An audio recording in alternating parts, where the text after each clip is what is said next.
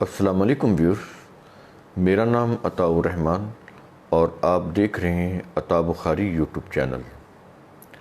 قرآن کریم کی ایکسپوزیشن کے سلسلے میں جو ہم مسلسل ایکسپوزیشن کرتے چلے آ رہے ہیں، تو اس سلسلے میں آج ہم سورہ البقرہ کی آیت نمبر 143 کے اوپر ہیں۔ 143 نمبر کی آیت ہے اور یہ آیت بڑی ہی اہم ہے۔ اس کی وجہ یہ ہے کہ یہ جو تحویل قبلہ کی روایت بیسیکلی تو یہ جیوز کی طرف سے وضع کی گئی بیت اللہ کے مقابلے میں یروشلم کو بیت المقدس بنانے کے لیے یا مشہور کرنے کے لیے، کہ بیت اللہ کے مقابلے میں یہ جو بیت المقدس یعنی جو یروشلم ہے وہ زیادہ افضل ہے اور وہ لوگوں کے لیے کعبہ کی قبلہ کی حیثیت رکھتا ہے۔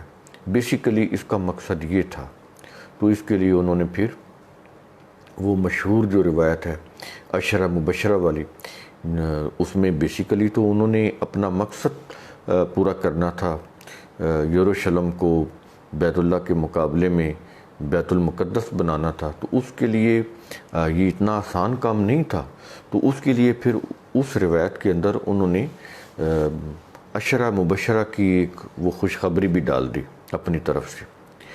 تو رسول صلی اللہ علیہ وسلم نماز پڑھا رہے تھے، نماز کے دوران یہ روایت ہے کہ وہ نماز کے دوران وحی آئی، تو رسول صلی اللہ علیہ وسلم نے نماز میں اپنا منہ پھیر لیا بیت المقدس سے یعنی یروشلم سے بیت اللہ کی طرف، تو یہ نماز کے دوران ہوا۔ تو اس میں 10 صحابہ نے رسول صلی اللہ علیہ وسلم کے ساتھ ہی جو ہے رخ پھیر لیا، باقی جو ہے وہ انہوں نے نہیں پھیرا۔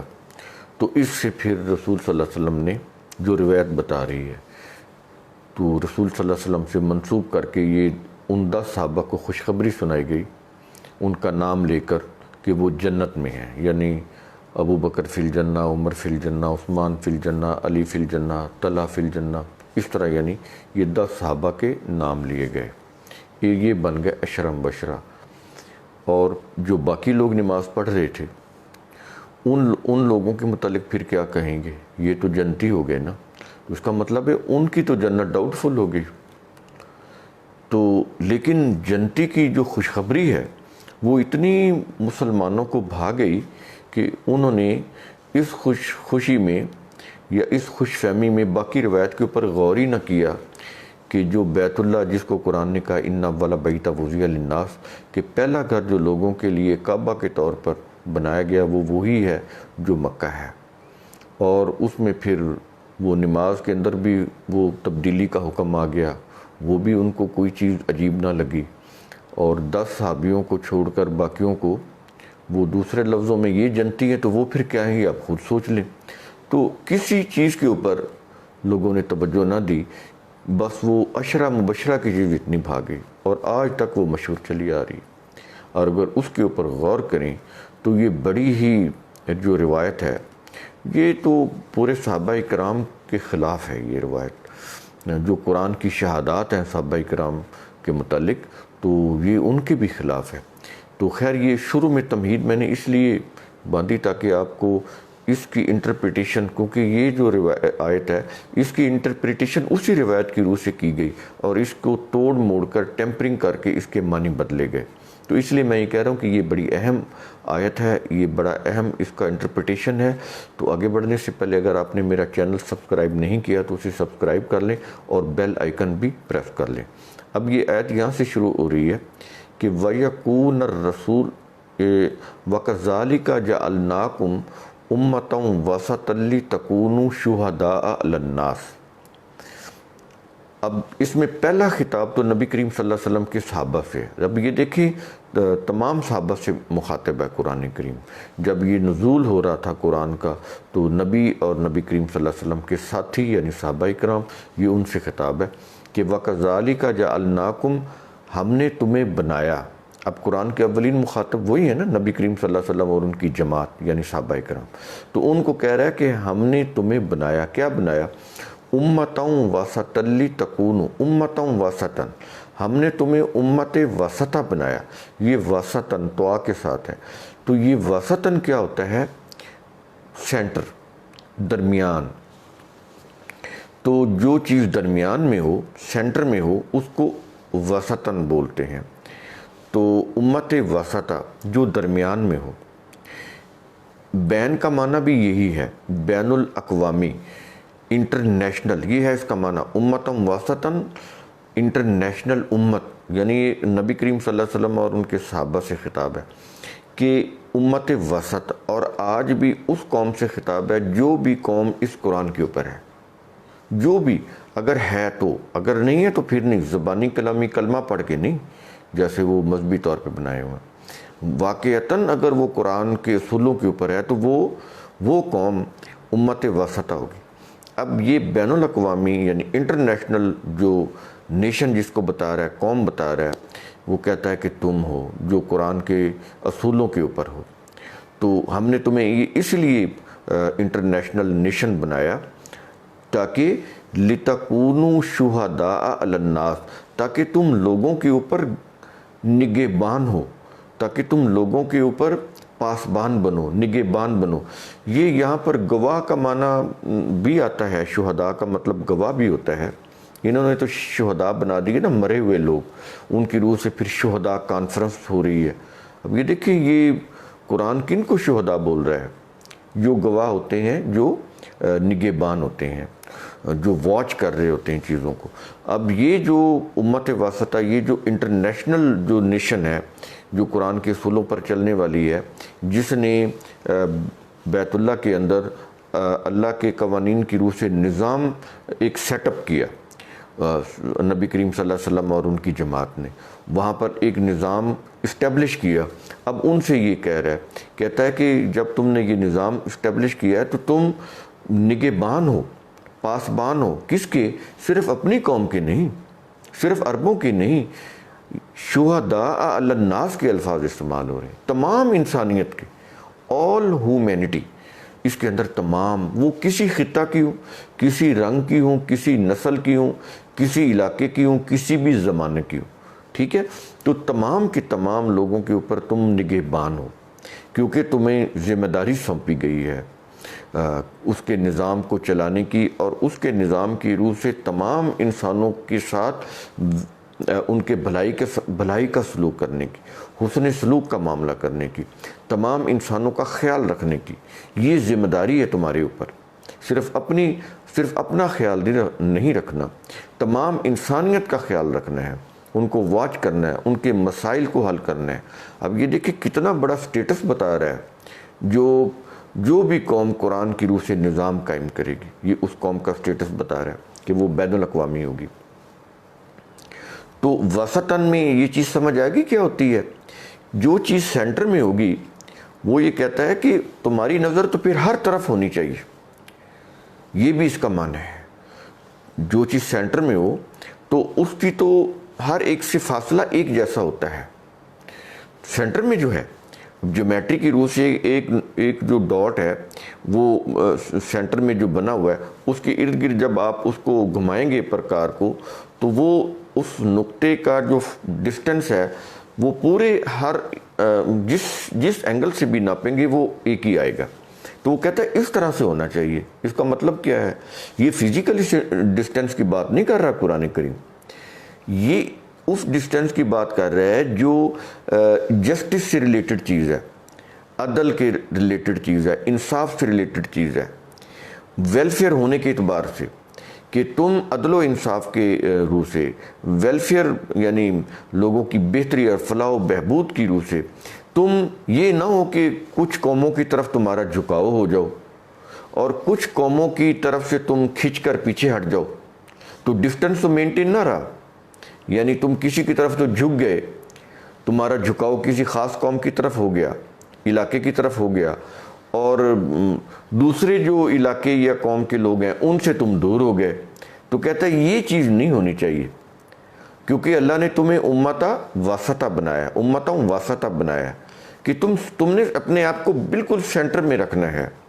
تمہارے لیے دنیا کی تمام اقوام جو ہیں وہ ایک جیسی ہیں، ایکویلٹی کے ساتھ سب کے سامنے پیش آنا ہے. ایک انصاف اور عدل کے ساتھ سب کے ساتھ معاملہ کرنا ہے. یہ نہیں ہے کہ تم کسی کی سائیڈ لینے لگ جاؤ, کسی کی طرف جھک جاؤ, تمہارا جھکاؤ کسی کی طرف ہو جائے تو اس سے پھر دوسری طرف سے تم کھنچ جاؤ گے, دور ہو جاؤ گے. اس سے پھر عدل و انصاف نہیں کر پاؤ گے. تو تمام دنیا کی جتنی بھی نیشنز ہیں, جتنے بھی انسان ہیں, ان کے ساتھ تم برابر کا سلوک کرو, برابر کا عدل و انصاف کرو, کسی کے ساتھ زیادتی نہ ہونے پائے. یہ ہے جس کا معنی امتاً واسطہ, جس کا ترجمہ کیا پڑا ہے افضل امت. یہ واسطہ کا ترجمہ بڑے بڑے تراجم, جو بڑے بڑے اپنے آپ کو جو کہتے ہیں مولوی نہیں ہیں, بڑے پڑھے لکھے بڑے اسکالر لوگ ہیں, انہوں نے بھی اس کا ترجمہ افضل کیا ہوا ہے. واسطاً کا ترجمہ افضل نہیں ہے, یہ ذہن میں رکھ لیں. میں نے واسطاً کا آپ کو کانسیپٹ کلیئر کر دیا ہے کہ امتاً واسطہ کیا ہوتی ہے, اس کے ایٹریبیوٹس کیا ہوتے ہیں, اس کی کوالٹی کیا ہوتی ہے, وہ میں نے آپ کو بتا دی ہے. تو ایک چیز تو یہ ہوگی. اور آگے قرآن کہہ رہا ہے وَيَكُونَ الرَّسُولُ عَلَيْكُمْ شَهِيدًا, اور رسول تم پر گواہ ہو. یہ یہاں پر گواہ کا معنی اتنا کوئی بہتر نہیں ہے, نگہبان ہو. یعنی یہ جو قوم ہے یہ لوگوں پر نگہبان ہو, جو اللہ کی روح سے نظام قائم کر کے جو حکومت کر رہے ہیں, قرآن کی روح سے اللہ کا اقتدار قائم کیے ہوئے ہیں لوگوں کی ویلفیئر کے لیے, وہ لوگوں کے اوپر نگہبان ہو, پاسبان ہو, اور رسول جو ہے وہ ان کے اوپر نگہبان ہو. اب دیکھیں یہ اس وقت کی آیات ہیں جب نبی کریم صلی اللہ علیہ وسلم موجود تھے. تو نبی کریم صلی اللہ علیہ وسلم تو وفات پا گئے, اب قیامت تک تو نبی آنا نہیں, آخری نبی تھے محمد کریم صلی اللہ علیہ وسلم. تو اب رسول کون ہوگا؟ اب رسول نہیں ہوگا. رسول کی جگہ پر جو بھی ہیڈ آف دا اسٹیٹ ہوگا, یہ میری باتیں بڑی غور سے سمجھ لیں, یہاں پر بھی لوگوں نے مبالغہ آرائی کی, وہ میں یہاں پر کہنا نہیں چاہتا کہ وہ خود ہی رسول بن گئے. کئی لوگ تو جو بڑے ماڈرن بنتے ہیں, یہ ایسی بات نہیں ہے. رسول کے ٹھیک ہے, اس کے جو لٹریری میننگ ہے, لغوی معنی, وہ تو وہی ہیں, پیغامبر, میسنجر, یعنی میسج کو پہنچانے والا. تو لفظی اعتبار سے تو جو بھی میسج کو پہنچانے والا وہ رسول ہی ہے, اس میں کوئی شک نہیں ہے. اسی چیز کا فائدہ اٹھا کر وہ رسول بنے ہوئے ہیں. آج بھی بڑے پڑھے لکھے لوگ جو اپنے آپ کو بڑا وہ نمازیں بھی پڑھانا سکھا رہے ہیں, میں اب نام نہیں لینا چاہتا, نمازیں پڑھانا سکھا رہے ہیں اور کہتے ہیں ہم قرآن, ہم بالکل قرآن کے اوپر ہیں, اور قرآن کی روح سے وہ نمازیں پڑھانا سکھا رہے ہیں, قرآن میں نماز نہیں ہے نا عجیب بات. تو خیر آپ سمجھ گئے ہوں گے کہ میں کیا کہنا چاہتا ہوں. ٹھیک ہے لفظی اعتبار سے تو ہے, لیکن اس سے بڑا معاشرے کے اندر بگاڑ پیدا ہو سکتا ہے. جن لوگوں کو سمجھ نہیں ہے ان کو کیا پتہ کہ یہ رسول کے معنی جو ہیں یہ کس معنی میں لے رہے ہیں. وہ تو یہی سمجھیں گے کہ یہ خود کو رسول کہہ رہے ہیں. اب وہ کہے کہ میری تو نیت ہی نہیں تھی کہ میں رسول ہوں, لیکن میں تو لفظی طور پر کہہ رہا ہوں. تو کس کے آگے آپ وضاحت کریں گے؟ تو اس سے بچنے کا یہی طریقہ ہے کہ اس کی صحیح انٹرپریٹیشن کی جائے. وہ یہ ہے کہ وَيَكُونَ الرَّسُولُ عَلَيْكُمْ شَهِيدًا, رسول تمہارے اوپر نگہبان ہے یا ہوگا. تو اس کا مطلب یہ ہے کہ رسول کی وفات کے بعد جو بھی قوم قرآن کے اصولوں کی روح سے, قانون کی روح سے جو اسلامک مملکت قائم کرے گی, اس کے اندر جو ہیڈ آف دا اسٹیٹ ہوگا وہ اس رسول کی جگہ پہ آ جائے گا. انتظامی اعتبار سے میں کہہ رہا ہوں, وحی کے اعتبار سے نہیں کہہ رہا. یہ میں بڑی ہی کیئرفلی, بڑی ہی کلیئرٹی کے ساتھ میں آپ سے باتیں کر رہا ہوں تاکہ یہ اس آیت کا مفہوم واضح ہو جائے. یہ بڑا ٹف ہے یہ جو آیت ہے. تو اب وہ جو ہیڈ آف دا اسٹیٹ ہوگا, اب وہ ان کے اوپر نگران ہوگا, ان کا پاسبان ہوگا. ایک چیز تو یہاں پہ کلیئر ہوگی. اور آگے کہہ رہا ہے وَمَا جَعَلْنَا الْقِبْلَةَ الَّتِي كُنْتَ عَلَيْهَا. یہ اگین ایک دوسری بات ہو رہی ہے یہیں اسی کے اندر ہی. اور ہم نے یہ جو قبلہ ہے, یہ جو مکہ ہے, یہ جو قبلہ جو ہم نے بنایا ہے, جس کے اوپر تو تھا یا تو ہے, کنتا علیہا, وہ کہتا ہے یہ اس لیے ہے کہ الا لنعلم من یتبع, الا لنعلم, تاکہ ہمارے قانون کی روح سے یہ پہچان ہو جائے, ہمارے قانون کے ریکارڈ میں یہ چیز آ جائے. یہ لنعلم, ہم جان لیں. اللہ تو جانتا ہے, وہ تو سینوں میں چھپے ہوئے بھید کو بھی جانتا ہے. تو الا لنعلم کا کیا مطلب ہے؟ ہمارے قانون کی روح سے یہ بات ریکارڈ میں آ جائے اور لوگ بھی جان لیں کیا کہ من یتبع الرسول، کون ہے جو رسول کا اتباع کرتا ہے. کون رسول؟ جس کے پاس اللہ کی کتاب ہے، قرآن. قرآن کے اندر کیا ہے؟ وحی، اللہ کے قانون، اس کے ضابطے. تو کون ہے؟ کیونکہ رسول خود اس کتاب کا پابند تھا. اور آج جو بھی کسی بھی مملکت اسلامیہ کا ہیڈ آف دا اسٹیٹ ہوگا، امام ہوگا، وہ اس کتاب کا پابند ہوگا. وہ اس کتاب سے باہر کسی انسانی کتاب کا، وہ مذہب کی کتنی بھی مقدس کتاب کیوں نہ ہو، وہ اس کا پابند نہیں ہوگا. نہ وہ اس کو دین کا کوئی حصہ مانے گا، نہ دین کا ماخذ مانے گا. کیونکہ دین کا ماخذ، الدین، اس کا جو ماخذ ہے صرف کتاب اللہ ہے، قرآن. کیونکہ ہدایت صرف کتاب اللہ کے اندر ہے، کتاب اللہ سے باہر نہیں. تو یہ جو چیز ہے، کہتا ہے کہ من یتبع الرسول، کہ تاکہ ہمارے قانون کی روح سے یہ درج ہو جائے، معلوم ہو جائے کہ کون رسول کا اتباع کرتا ہے، یعنی اللہ کے قانون کا اتباع کرتا ہے. رسول نے اللہ کے قانون کی اتباع کی نا، اسی کو نافذ کیا نا، اس کے نظام، اس کی روح سے نظام کو نافذ کیا، اسٹیبلش کیا. آج جو بھی ہیڈ آف دا اسٹیٹ ہوگا، امام ہوگا، عربی میں اس کو امام بولتے ہیں قرآن کی روح سے. جو بھی ہیڈ آف دا اسٹیٹ ہے، جو اسلامی مملکت کا، جس نے قرآن کی روح سے نظام قائم کیا، وہ حکومت قائم کی، وہ امام ہے، ہیڈ آف دا اسٹیٹ. تو کون ہے جو اس کا اتباع کرتا ہے؟ یعنی اللہ کے قوانین کا. کیونکہ جو اللہ کے قوانین ہیں وہ اس کے ذاتی تو نہیں ہیں، وہ تو اللہ کے، اس کی کتاب کے اندر ہے. تو وہ جو ہیڈ آف دا اسٹیٹ ہے وہ اللہ کے قوانین کو فالو کرے گا نا. تو ایکچولی اس کے نظام کی پیروی جو ہے، ایکچولی وہ اللہ کے قانون کا اتباع ہے. اس لیے وہ کہہ رہا ہے کہ من یتبع الرسول، کون ہے جو اللہ کے قانون کا اتباع کرتا ہے. اس کا مطلب یہ ہوا، کیونکہ ایکچولی رسول بھی اللہ کے قانون کی اتباع کرتا ہے. اور ممن ینقلب علی عقبیہ، اور یہ بھی معلوم ہو جائے کہ کون ہے جو اپنی دو ایڑیوں پر پھر جاتا ہے. یہ محاورہ ہے، عقبیہ، دو ایڑیوں پر، کہتے ہیں نا ایڑی پہ گھوم جانا، یعنی جس طرف رخ ہو، اپنے وعدے کے اوپر، اپنے عہد سے پھر جانا، یہ ہوتا ہے علی عقبیہ. تو اسلام جو ہوتا ہے، ایمان لانا، یہ عہد ہوتا ہے اللہ کے ساتھ. اللہ کی قانون کی روح سے جو نظام قائم ہوتا ہے، اس نظام کے ساتھ عہد ہوتا ہے. ایمان اس کا نام ہے. کلمہ پڑھنے کا ایمان، کلمہ پڑھنے سے ایمان نہیں آتا. لا الہ الا اللہ محمد رسول اللہ، اور پتہ بھی نہیں ہے لا الہ الا اللہ کے معنی بھی معلوم نہیں. اس کے معنی وہ یہی سمجھ رہے ہوتے ہیں کہ اللہ کے سوا کوئی پرستش کے لائق نہیں، اللہ کے سوا کوئی پرستش کے لائق نہیں. بھئی اللہ کو پرستش کی ضرورت ہی نہیں، اللہ کو تو ورشپ کی ضرورت نہیں ہے. لا الہ الا اللہ کا مطلب تو یہ ہے کہ اللہ کے سوا کوئی بھی حکمران نہیں، یہ ہے اس کا معنی. کوئی بھی حکومت بنانے کا، یعنی حکومت بھی اسی کے نام پہ بنائی جائے گی. اللہ کی حکومت ہوگی جو اس کے قرآن کی روح سے قائم ہوتی ہے، وہ کسی شخص کی حکومت نہیں ہوتی. رسول کی یا امام کی، ہیڈ آف دی اسٹیٹ کی اپنی پرسنل حکومت نہیں ہوتی. وہ تو قرآن میں کہتا ہے کہ کسی نبی کے لیے بھی یہ جائز نہیں کہ وہ لوگوں سے کہے کہ تم میرے غلام بن جاؤ، میرے محکوم بن جاؤ. سمجھ آ رہی ہے یہ چیز؟ تو یہ اس کے اندر ایک ایک بات سمجھنے کی ہے کہ کون ہے جو اپنی دو ایڑیوں پر پھر جاتا ہے، یعنی جو اپنے عہد سے پھر جاتا ہے، ایمان سے پھر جاتا ہے. ایمان تو یہی ہے نا کہ اس کو ایک اس آئیڈیالوجی کے اوپر ہونا چاہیے جس کے اصول قرآن کے اندر ہیں، جن اصولوں کی روح سے وہ نظام قائم کیا گیا ہے، تو اس کو تو اس کے اوپر ہونا چاہیے. تو اگر وہ پھرتا ہے تو یہ بھی پتہ چل جائے کہ کون پھرتا ہے اور کون اس نظام کی اتباع کرتا ہے، پیروی کرتا ہے، اللہ کے قانون کا اتباع کرتا ہے.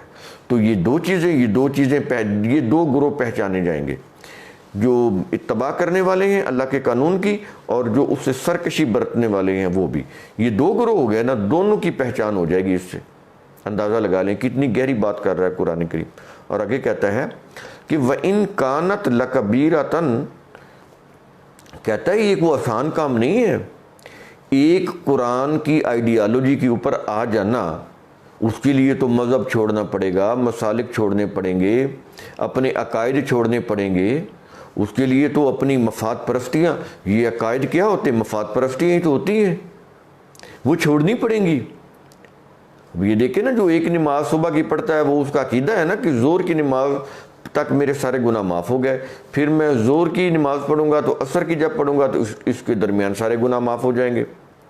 تو کتنے فوائد ہیں، اور جو ان کو نماز پڑھا رہا ہے اس کے کتنے فوائد وابستہ ہیں، جو لوگ فتویٰ دے رہے ہیں ان کے کتنے وابستہ ہیں عقائد، ان کے مفاد۔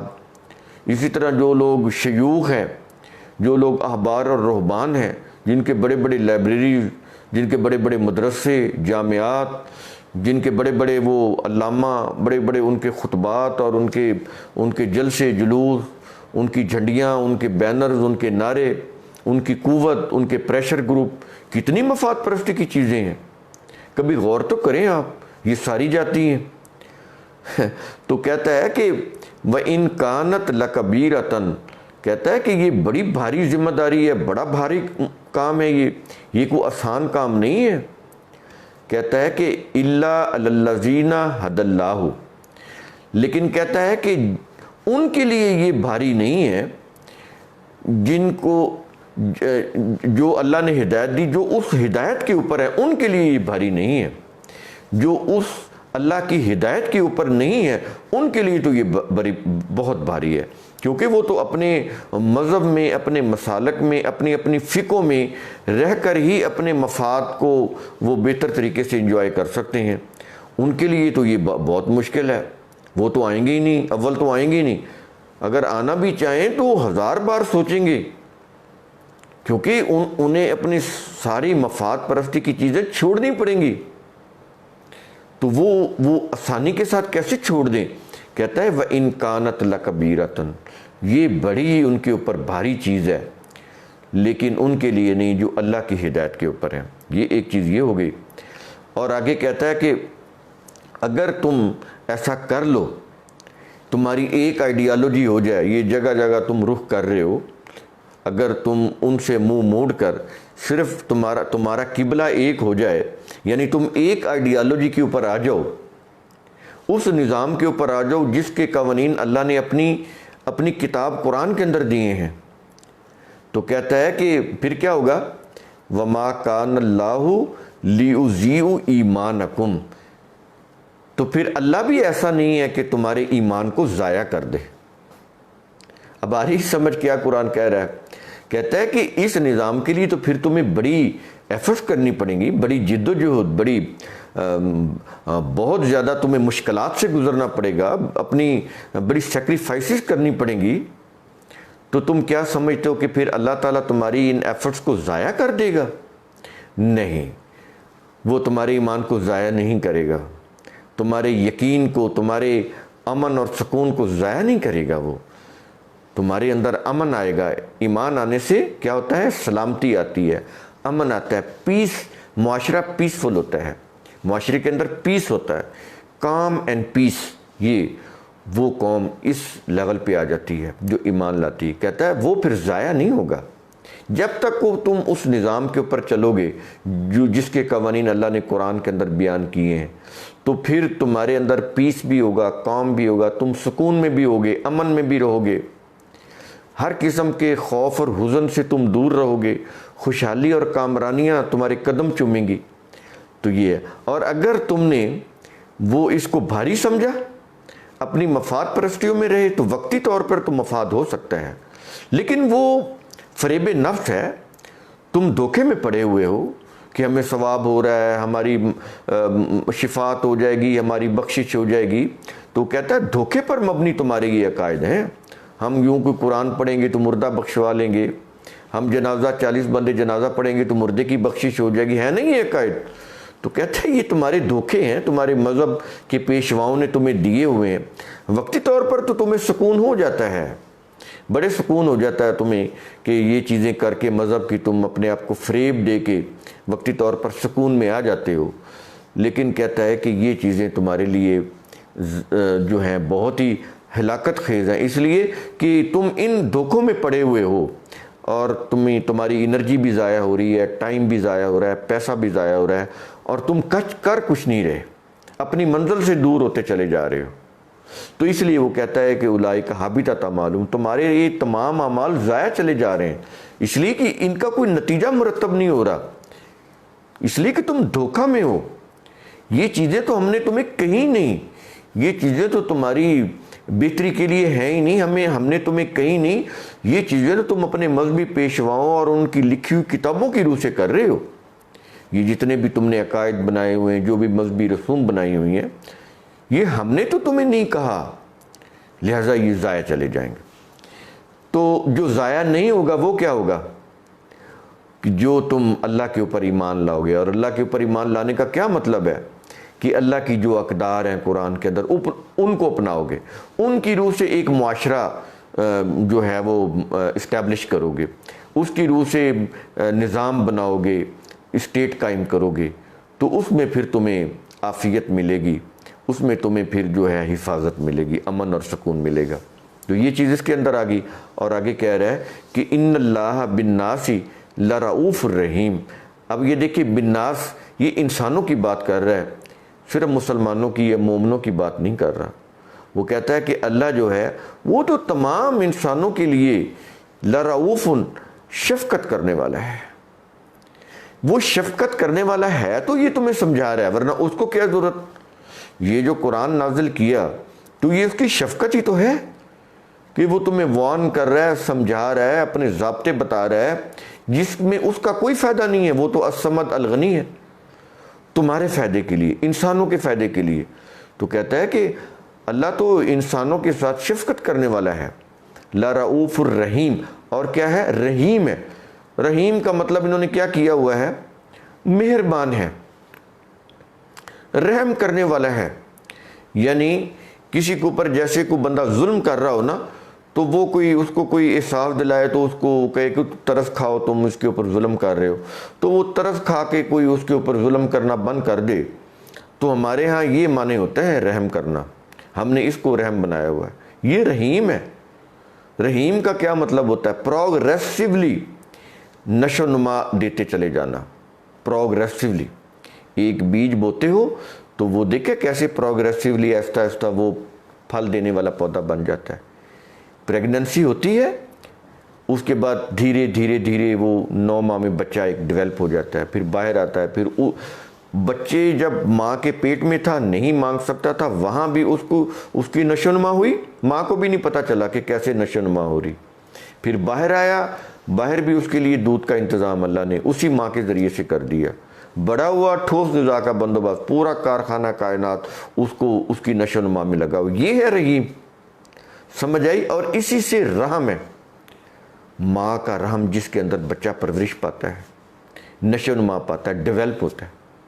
یہ جو رحمان، اسی سے رحمان ہے، اسی سے رحیم ہے، اسی سے ماں کا رحم ہے، اسی سے رحمت ہے۔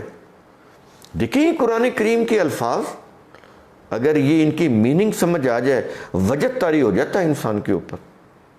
اور پھر یہ کیسی رحمت ہے، یہ کیسا رحیم ہے۔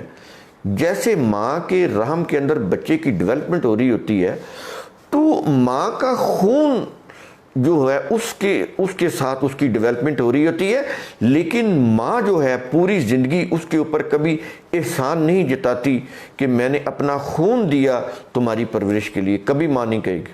کبھی سنا ہے آج تک آپ نے ماں کو احسان دھرتے ہوئے اپنے بچے کے اوپر کہ میرا تمہارے اوپر احسان ہے کہ میں نے تمہاری پرورش کی؟ کبھی نہیں کہے گی، یہ تو ماں ہے نا۔ تو اللہ جو ہے جس نے یہ سارا سسٹم بنایا ماں کے رحم کے اندر، جس کے اندر بچے نے پرورش پائی، جس نے ماں کی یہ مائنڈ سیٹ بنایا کہ وہ کبھی بھی بچے کو یہ نہیں کہتی کہ میں تم پہ احسان کر رہی ہوں، تمہاری پرورش کر رہی ہوں، تمہارے اوپر احسان کر رہی ہوں، ماں کو ایسا بنایا۔ اب مجھے یہ بتائیں کہ وہ خود جو خدا ہے وہ کتنا بڑا رحیم ہوگا، کس لیول کا رحیم ہوگا کہ وہ اتنا بڑا کارخانہ کائنات، اگر اس میں صرف ایک آکسیجن اپنی نارمل پرسنٹیج سے نیچے چلی جائے، انسانوں کا دم گھٹ جائے، انسان کیا جانوروں کا دم گھٹ جائے، لائف ختم ہو جائے۔ اگر وہ آکسیجن تھوڑی سی بھی اپنی مقدار سے بڑھ جائے تو دنیا آگ کی طرح وہ شعلے میں بدل جائے، ہر چیز جل کر راکھ ہو جائے۔ یہ ہے اس کا رحیم ہونا۔ یہ تو میں نے ایک آکسیجن کی پانی کی دیکھ لیں، پانی آپ نہ ملے تو موت واقع ہو جائے، فصلیں ہی نہ ہوں، زمین کے اندر اگر سٹیبلٹی نہ ہو، اس کی گریویٹیشنل فورس جو ہے وہ کم ہو جائے تو سورج اس کو کھینچ کے جلا دے گا اپنی طرف۔ اگر تھوڑی سی بھی کم ہو جائے تو یہ ڈس بیلنس ہو جائے اور یہ انسان جو ہے زمین کے اوپر ٹھہر ہی نہ سکے۔ سمجھ آ رہی؟ یہ تو میں ایسی مثالیں دیتا ہوں چھوٹی چھوٹی 2-3 تاکہ آپ کو واضح ہو جائے کہ یہ رحمان ہوتا کون ہے، جس کو ہم نے کہا یہ بڑا رحم کرنے والا ہے، بڑا مہربان ہے۔ یہ مہربان رحم کرنے والا یہ اس کی میننگ نہیں ہے، یہ انہوں نے کرسچینٹی سے لیا ہے، جو سب جرائم کرتے ہیں اور ان کو خوش کرنے کے لیے ان کو کہہ دیتے ہیں کہ وہ گاڈ از گریشیس، یہ وہ اس طرح کی چیزیں، گاڈ از کائنڈ، وہ تاکہ وہ جو مرضی کرتے رہیں، بس ان کو ڈونیشن دیتے رہیں، ان کی جیبیں بھرتے رہیں، ان کی چرچ کی خدمت کرتے رہیں، اس کے لیے وہ سب کو آشیرواد دے رہے ہوتے۔ یہ قرآن ہے، اس کو قرآن کی روح سے جب آپ سمجھیں گے نا، جو نزول قرآن کے دور کی عربی ہے، تو وجہ طاری ہو جاتا ہے، انسان کی عقل دنگ رہ جاتی ہے کہ 1400 سال پہلے کا یہ جو کلام کس طرح سے انسانوں کو سمجھا رہا ہے۔ امید ہے اس آیت سے آپ کا کانسیپٹ، یہ جو قبلہ سے متعلق ہے، بڑا کنفیوژن ہے لوگوں کے اندر۔ اور آج ایک بات سمجھ، یہ جو لوگ ایک نیا طبقہ اٹھا ہے کہ جی قبلہ بیت اللہ یہ نہیں ہے، وہ تو پیٹرا میں ہے، محمد صلی اللہ علیہ وسلم یہ نہیں ہے، وہ پیٹرا میں ہیں۔ دیکھیں یہ ایک نیا فرقہ اٹھا ہے، ان سے بھی بچیں، یہ مولویوں سے بھی زیادہ خطرناک ہے، مولویوں سے بھی خطرناک ہے۔ میں اگین کہہ، دیکھیں جب ہمارے پاس یہ کتاب اللہ ہے نا، کتاب اللہ جب یہ ہے تو یہ اتنی پرفیکٹ ہے کہ ختم نبوت کر دی گئی، یعنی نبی کو بھی عملی طور پر کہہ دیا گیا کہ اب ٹھیک ہے، اب نبوت کا سلسلہ بند ہے، وحی کا سلسلہ بند ہے، اب یہ کتاب، اس کو کسی شخصیت کی ضرورت نہیں، قیامت تک یہ انڈیپینڈنٹ بک انسانیت کی رہنمائی کے لیے کافی ہے۔ جب یہ ہے تو مجھے یہ بتائیں پھر اس چیز کا کہنے سے کیا مطلب ہے کہ یہ بیت اللہ پیٹرا میں تھا اور مکہ میں نہیں ہے، اس کا کیا مطلب ہے؟ بک آف اللہ ہے نا، اس کے اوپر عمل کریں۔ پیٹرا میں تھا، مکہ میں تھا، آپ اس چیز کو چھوڑ دیں۔ محمد صلی اللہ علیہ وسلم پیٹرا کے تھے یا مکہ کے تھے، آپ اس کو بھی چھوڑ دیں۔ نبی کریم صلی اللہ علیہ وسلم کی وفات ہوگی، یہ بک آف اللہ کمپلیٹ بک ہے، ٹھیک ہے۔ یہ تو پتہ نہیں کتنے اور فرقے آئیں گے، کس کس کی میں جائیں گے، کس سے بحث کریں گے۔ چھوڑ دیں ان چیزوں کو۔ مجھ سے کئی لوگ سوال کرتے ہیں، میں ان کو منع کر دیتا ہوں، فائدہ ہی نہیں ہے، کیا کرنا ان چیزوں کو۔ ہمارے پاس یہ کتاب ہے تو ہمارے سمجھنے کے لیے بڑے ہی مختصر سے ضابطے ہیں، اگر ہم ان کو سمجھ لیں، اس کے اوپر عمل کریں، ہماری زندگی کامیاب ہو جائے گی، دیٹس آل۔ یہ فضول بحثوں میں پڑھنے کی ضرورت ہی نہیں ہے، اپنا وقت برباد کر رہے ہیں۔ تو امید ہے میرا یہ ویڈیو قرآن کریم کا اصول ثم تتفکروا، اس کی روح سے آپ کو غور و فکر کی طرف توجہ دلائے گا، ترغیب دلائے گا۔ تو اپنا خیال رکھیں، اپنے ارد گرد کے لوگوں کا خیال رکھیں۔ شکریہ۔